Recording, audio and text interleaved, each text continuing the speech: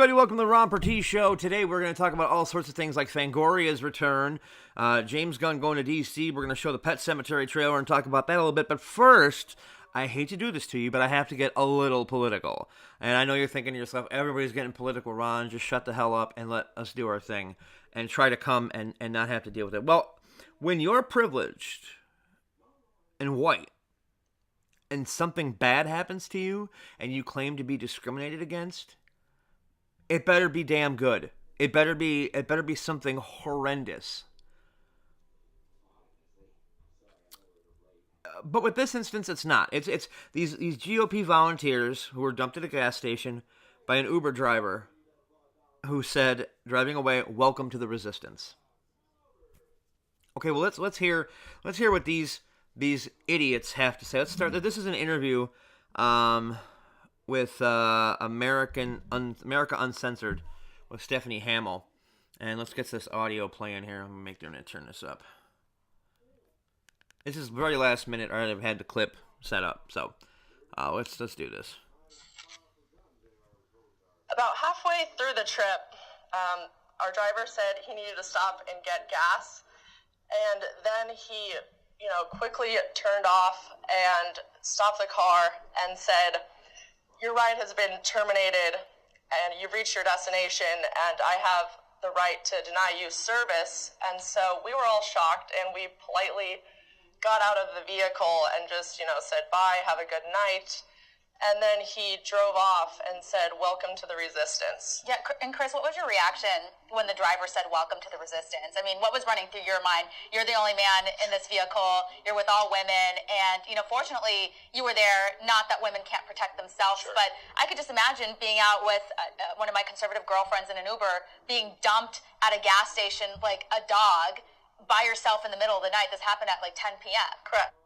10 p.m., for the record, folks, is not the middle of the night. The night has not begun yet. The clubs are still filling up. People haven't even gone out yet. 10 o'clock is not the middle of the night. 1 o'clock in the morning, 2 o'clock in the morning, that's the middle of the night.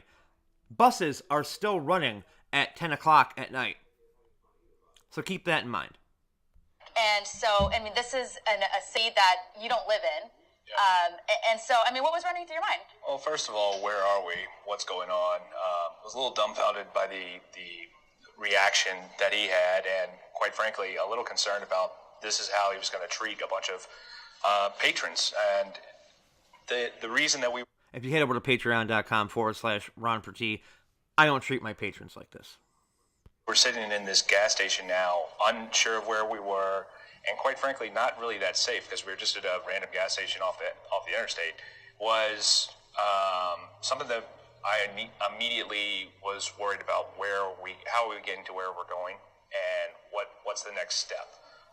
So right after that, we ordered another vehicle, got downtown, and I sent off a tweet to Uber saying, "Is this how you treat your patrons?" And clearly, from their response, it is. Yeah. And that's terrible. And clearly there are two sides to the story. Maybe the driver, told Uber or had complained about you guys saying that there was inappropriate language or something that offended the driver. So at any point, do you think that there was a part of your conversation that could be taken as an offense? I don't know. Maybe talking about being a member of the GOP is offensive enough at this point.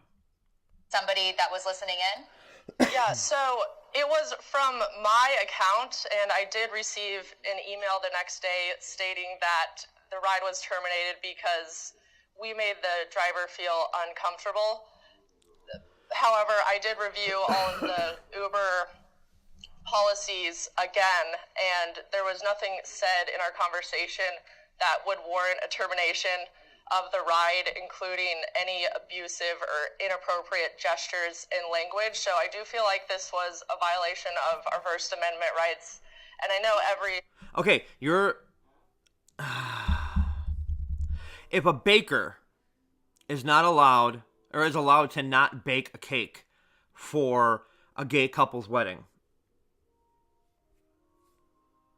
an Uber driver has every right to tell you to get to stepping out of their car. It has nothing to do with your First Amendment right. But you also have to remember what they said might not seem offensive to them, but it was offensive to the Uber driver. So, I mean, they're just going by their side of the story because obviously this is a conservative talk show. But let's get into the great stuff here. This is the best part here. State has different laws, but I do feel discriminated as a conservative, and I would expect Uber to take the appropriate steps and action on this. And if not, there's other ride-sharing apps available that we would be more interested in, spending our hard-earned money on. But everyone in the car was very uncomfortable, and like Chris pointed out, if we get abandoned, anywhere on the ride in a place that we're not familiar with at 10 p.m. at night, when we were expecting a fun night out, and our night just completely went in opposite direction, and we're dressed up nicely, and it's not a big city where they're...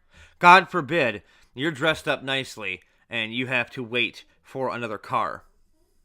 There's Uber on every corner. In fact, we could have been stuck at that random gas station for, up to 20, 30 minutes. Okay. Stuck at a random gas station for 20, 30 minutes. It's 10 o'clock on a night out. The gas station's probably open. So go inside the gas station. Call a cab. If you don't trust Uber, use a Lyft. But the fact that you had to wait for half an hour at a gas station off the interstate. And I mean, let's be honest now, most gas stations off the interstate are either a Speedway or a Quick Trip at this point. And they're open 24 hours. And they're not horrible places to be. I mean, maybe for you. But the fact that you're calling that discrimination when there have been 500 years of discrimination against black people. Remember this thing called slavery, or is that something that you're listening to Kanye and it never existed? I just don't get you people.